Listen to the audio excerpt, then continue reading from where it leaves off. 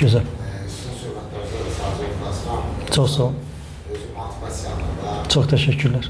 Deməli, YouTube-da zətdə qulaq asırsınız evdə. Çox sağ olun, çox təşəkkürlər. Sağ olun. Sadəcə fikrimi cəmləşdirirsən qulaq asıram. Demək, mən belə bir fikrə gəldim ki, insan öz üzərində işləyərsə, uğurlu mərhələlərə qatıla bilər. Necə? Bir insan keçsə belə dəyər verməyə bilər. Tamam da razıyam. Dəyər verməyə bilər, amma siz öz üzərinizə işləyib kamilləşirsiniz. O üst nöqtələrə qalır ki, bəli, siz firmanı dəyişmək, harasa keçmək, sizin özünüzə qalır da. Mən özüm o prosesləri keçmişəm hal-hazırda. Onlar da... Dediklərində sizin bütün həyatınız özünüzə keçir, yəni hamısı. Mən Moskvada işləyirəm, burası yaşarında belədir. Türklərlə işləyirəm, Türklərin bir qayda qanunu var ki, işləyərəm, mən Türklərlə çox işləmişəm. Moskvada türklərlə işləmişsiniz? Aha. Yamata firması, Pandera firması, onlar Türklərə aid olan bir firmalardır. Bizdə necə ki, boşu qısmən firmaları olduğu kimi, onlarda Yamata, Pandera, Renasas, böyük bir şirkətlər. Sadəcə olan bir şeyi yüksəkdən xoşuma gəlir ki, insana işinə dəyər verir. Mən bura, belə deyimsə, usta, ekipajı kimi gelmişdim. Təkməm yox, bir 23-30 nəfər Azərbaycanlı, 2019-cu ildə. Türkdə bir insandır, bizi kimi insandır, böyük işləyirsən, işbazarım yaxşıdır. Mən çertiyojdan belə siz anlayışsız olar, bilərsiniz mən də demək istəyirəm. Çertiyojdan mən çox güclü bilirəm. Deyərdim ki, mühendis dərəcəsində bilirəm. Az bilmirəm ki, yəni onu qədər bilirəm. İşləyirəm, 3 aydan sonra gəldim, mənə insan sözü ki, postabaşı keçirmək istəyirəm. Postabaşı bilirsən hələ. Postabaşı turizm məsələdir, məsələdir siz verirsiniz, mən sizin yerdə qərar eləsinəm ki. 3 ay postabaşı işləmişəm. Fərəz müəllim, 3 aydan sonra 6 ay işləyirdim, gəldi mənə yaxınlaşdı ki, mən gedəcəm. Mənim yerimə former səni istəyirəm. Dəvət edək də, sadəcə olaraq şirkətlə bir danışaq. Former sonra supervazir işləmişəm. Sadəcə olaraq sən sözünüz anladı, Türklər işə hal-hazırda ki, durumdan danışaq, qiymət verir. Çünki mən 2 dənə firmada işləmişəm, Pandera firması, o Türklərə məxsus, bir də Yamata. Hal-hazırda Yamata'dan bir ildə gəldiyim Amursko odasında işləmişəm, Soğudu şəhərində. Orada da həmin 2 prodüserləri keçmişəm, ilk növbədə ekipajı kimi gelmişəm. Sonra postabaşı, sonra formen vəzifələrə çalışmışam. Orada necə, orada da həmişə qaydalar, iş bilirəm, iş pazarlam var. Biz satışlara baxırdıq, bilirsiniz, satışlara baxırdıq. Satışlara biz Gazprom firmasına, ana firmaya satış verirdik. Mühəndis... Çalışmışam Gazpromla. Mühəndis, mən və Gazpromun adamları. Sadəcə Gazpromun adamları kim satışacaq, mühəndis mənə göstərirdi. Mənə göstərirdi. Çünki mən nəyin harada olduğunu dəqiq bilirəm. Amma burada incə nöqtə, gəliriniz o vəzifəmizin amma gəliri idi, düzdürmü? Siz bunların hamısını aparıcı, görürsünüz Gülər xanım, aparıcı işçi olaraq, güvənilir işçi olaraq bu servisi göstərirdiniz orada, yəni. Rəhbərlik güvənirdi, siz də mən bu eləyə bilərəm, eləyirdiniz bunu. Bizdə, belə deyim, rəhbərlik bizdə bir formen supervaziri, bir də mühəndislikdə satışa formen supervazirin ixtiyarı yox edilsin. Çünki böyük məsuliyyətli bir şəxs olmalıdır. Bu onların işi. Sizin işi. Yeri gəldi, sizin işiniz deyil. Yeri gəldi, mənim işim deyil. Sadəcə olaraq deyil, kim satışacaq, mənə qabağa çıxarırlar, mən satış edirəm. Çertiyojda da nəyin burada, turbada da nəyin harada olduğunu mən mükəmməl şəkildə bilirdim. Harada nə problem olduğunu da dəqiq bilirdim, harada nə problem olmadığını da bilirdim. Sert borular var ki, 1 kilometr, 2 kilometr, böyük borular var ki, məsələn 100 metr. Bizim örtəmizə düşən... Bunları, yəni iş etikanız olduğunuz üçün eləyirdiniz, yəni. Bu şey edilməlisə, əgər mən bu dəyəri, bu xidməti göstərə bilərəmsə həmin anda, niyə də eləməyim, yəni, və bunu eləyirdiniz, düzdür mü? Bir əlavə edeyim, işi bilmək şərtindən gələndə də, o, mənim də bu xanım bir söylədi, mənim başıma belə bir şey gəlib, mən Amursko odasında işləyəndə hər şeyi mənə yükləyirdilər. Hər şeyi mənə yükləyirdilər. Onu mən ekipaj edim. Mən demişlər ki, postabaşı olursan, sadəcə olaraq bizdə biraz problem çıxdı, necə problem? Bizim ekimizə sırf Azərbaycanlı uşaqlar. 25 kişiydi, 25 ilə Azərbaycanlıydı. Yəni, orada demək ki, Türk olur, Özbək olur. Bizim ekip tam olaraq Azərbaycanlı idi. İndi formelimizdəki öz içimizdən olan biridə mən demişlər ki, qayda qanunla dokumentalını belə deyək. Siz postabaşı olacaqsınız. Mən də hazırlaşmışam. Elə bir moment gəldi ki, satışa çıxanda problemlər çoxaldı. Mən də 5-3 günə inşallah hazırlaşan bir posta başı, forumlarımızdan, qaçmam hamısı tərtəmiz olsa, Namik bunu sənədir. Bir gün, 2 gün, 3 gün, sadəcə olaraq orada mən dinlənə bilərdim. Sözümdə deyəm, sadəcə olaraq bir dənə şərt var idi ki, Namik səndən başqa bunu heç kim eləyə bilmir. Bir dənə söz qoyur. Və həyatınızın növbəti. Səndən başqa bunu heç kim eləyə bilmir. O deyilişlə deyil, onu faktiki olaraq deyil. Çünki mən yoldaşlarım hamısını tanıyırım. Mən onu eləməsəm, biz üçün ekip qarışıq, ekip şəkildə böyük problem yaradacaqdır. Məsuliyyət elə ki, forumunda yoxsa yapacaq, məsuliyyət mənim boynumda olacaq. Hər şey mənim boynumda. Sadəcə olaraq mən də razılaşdım, bir ay yarım, mən beləsinə bütün yük mənim boynumda. Düzdür, insan beziyir, gedmək istəyir, insan bezəndə qaçmaq istəyir, aslında. Atıb qaçmaq istəyir. Şaşdınız. 25 kişinin gözümə gətirdim ki, yəni mən get çıxsam, bunlar üçün böyük problem olacaq. Qalıb bu problemi həll etmək lazımdır.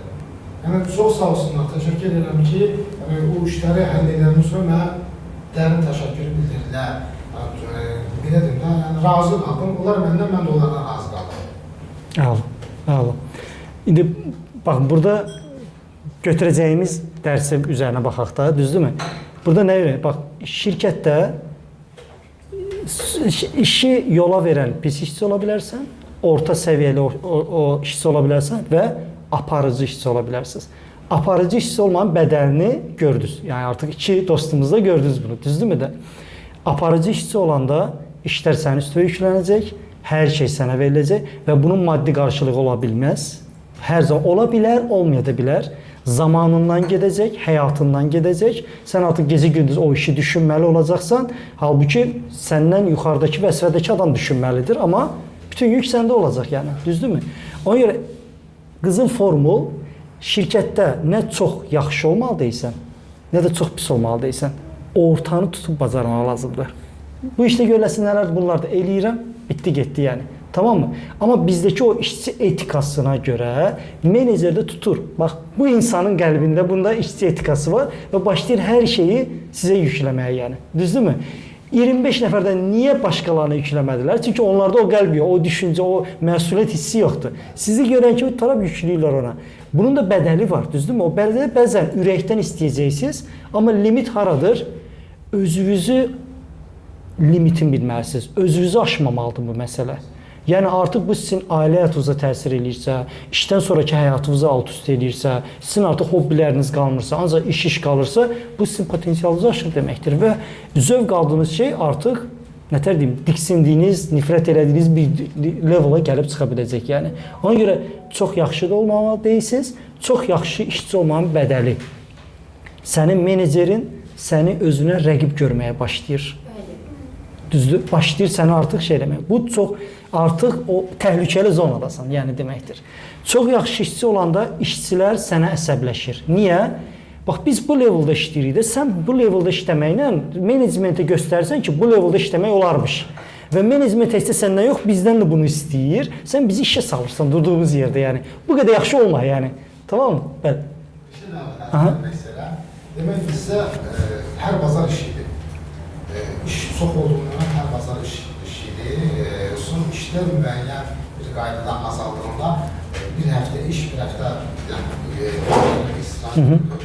Bir gün mənə dəfə yazdı ki, sən bazar günü, amma bazar günü mən qalmalıydım, mən istirahət edirəm. Bazar günü işə çıxıb, mən təqzir etdim ki, yox, istirahət eləmək istəyirəm. Bizim mühəndis dedi ki, montaj edib tapmalılar. Kürsülər var, süzülərsiniz, inspektorlar. Bunlar biraz yaman adamlar, belə deyirlər. Gəlib dərinliyə kimi yoxlayan adamlardır. Montaj edib, sadəcə olaraq biz bilmirik, düzün katetlər var, dərəcələr.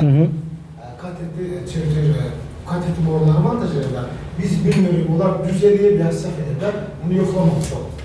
Sən çıx inspektora satış elə, dedim, onda belə bir şey edirəm, saat 7-də kimi iş rejimli, saat 6 idi, 1 saat vaxtımız var, dedim, onlar ki, gedim bir yoxlayın, dedilər, ged yoxla.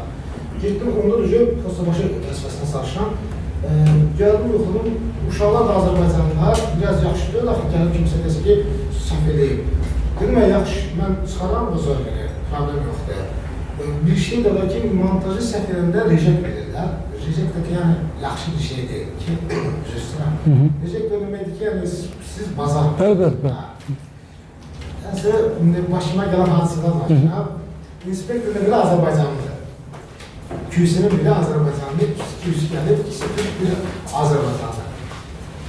Azərbaycanla münasibətim çox yaxşıdır. İki dənə Türk, biri Azərbaycanlı gəlmez, salam belə ki, salam, məndən sonra ki, Azərbaycanlı, onları siz alacaksınız, sonra bunlar, bir fərqi var, bir məzi fərqi var ki, bunlar arasında daha yaxşı olar. Bunlar asa, bu daha yaxşı olar, bu yaxşı. Çevrətörcü qoymuşam babalarına, siz insan var ki, işi dərindən bilmir, amma özünü pərtələmir, özünü çox göylə aparır. Adamda var ki, işi bilmir, qarşındakı insana bildirir, mərhəmət şəkildə yanaşır da insana. Sanki da o mənim yanıma gələndən çox yüksək səviyyədə bilmədiyinə görə, özlərinin göylə apardığına görə, mən də bu hərəkəti elədim. Necə bir hərəkət? Öz ekibimizə qarşı yaxşılıq hərəkətində. Borular saf yıqılıb, qat etdi, səhv yıqılıb. Göstərirəm ki, mənə göstərirəm, bu çörtür, bu boru, buradan, bu stigmadan, hə. Bunlar da baxır, hə. Səhv tapa bilmirlər. Hə, səhv tapa bilmirlər, vallahi. Allah şahidimdir ki, necə var, elə danışırlar. Danışır, Göşaltın institutu göstərdim, bunların hamısını ki, budur. Yaxşı, laf gözəl. Bir gedəndən sonra qaynasılar var da, qaynası, bizim qaynasımızdan. Qaynası dedim ki, eləmən montajım var, kəsəcək. Dedi, sən satdın axı, Muhammed. Dedim, mən satdım. Onların savadı çox yaxşı olsaydı, güzel ki, mən səhvdir. Bəli. Sonra Azərbaycanda yoldaşlar, yoldaş olaraq başa saldırdılar ki, yəni, halınızı belə, onlar gəlsin rejim verəcəkdir. Sonra Azərbaycanlı qardaş mənə söylədi ki, sən niyə QC işləmirsən? Mən QC orada sonradan mənə təşvik gəldi, belə demişsə. O vaxtı mən QC işləmirəm. Çünki o sertifikat lazımdır, o sertifikat məndə yox idi. Mən gələndən sonra mənə sonradan təşvik gəldi ki, düzdür, bizim yoldaşlar gedib QC-dən baş meneceri demiş ki, belə bir insan daha mükəmməl şəkildə bilir, hətta sənin QC-lərdən daha artıq bilir ki, az bilmir. QC-lərə verilən $2700. Mənə də demişsə $2400 təhkil etmişdir. Demişdir, yəni sertifikatı yoxdur. Yəni mən bu işi qəbul eləmədim açıq şəkildə. Çünki mən istəyirəm ki, hal-hazırda Azərbaycandayam. Bir il, 2 il yarımdan sonra belə bir şeylər fikirləşirəm ki, xaricdə özüm daha da inkişaf edirəm. Gözəl, çox gözəl. Çox sağ olun, bizdən bölüşdürürsünüz. O görə dostlar, bu işləməkdə qızıl orta gələk ki, nədir o əsl o qızıl orta? Sənin vəzifəvin job skopu bilməlisən. Mən bu peşəmdə, müqaviləmdə mənim işim nədən ibarət? Nələri təmin eləməni şirkətə? Onu haqqı ilə, ən gözəl şəkildə full yerinə yetirməlisiniz. Kimsə sizə baxmayanda belə, başındakı rəhbər görməyəndə belə, mənim işim budur, burada mənim adımaydır, o işi mükəmməl görmək lazımdır. Tamam mı? Amma bunu edərkən də, İlham bəy, bunu edərkən də, bu şirkət, mənim işim budur, amma bu şirkətlərdə iş prosesi nədir? Ümumi prosesi də bilməyə çalışmalısınız. Tamam mı? Rəhbər, növbəti vəzifədə rəhbərimin işi nədən ibarətdir? Bunları da bilməyə çalışmalısınız. Amma o involve olanda dediyim kimi, o qızıl ortanı pozmadan, həyatınızdan çox almadan şey eləməlisiniz. Çünki digər dezavantajlarını deyirəm. Siz şirkətə bunları eləsəz belə, hər şirkət, o şirkətin sizə verəcəyi maksimum bir maaş var. Gücü çatmır şirkət ondan artığını verməyə. Tamam mı? Və siz bu maaşı, bu vəzifəni görmək üçün edirsiniz və bu gəzə haqqı ilə görün. Görün və bu maaşı da alanda bilirsiniz ki, mən bunun haqqını verdim. Düzdür? Amma artığını eləyəndə o gözləntidə olmayın ki, mən bundan artığını eləyirəm, buna görə də şirkət mənə artıq pul verəcək. Verə bilmir. Onun bir limiti var. O qədər verə bilir sizə. Tamam mı?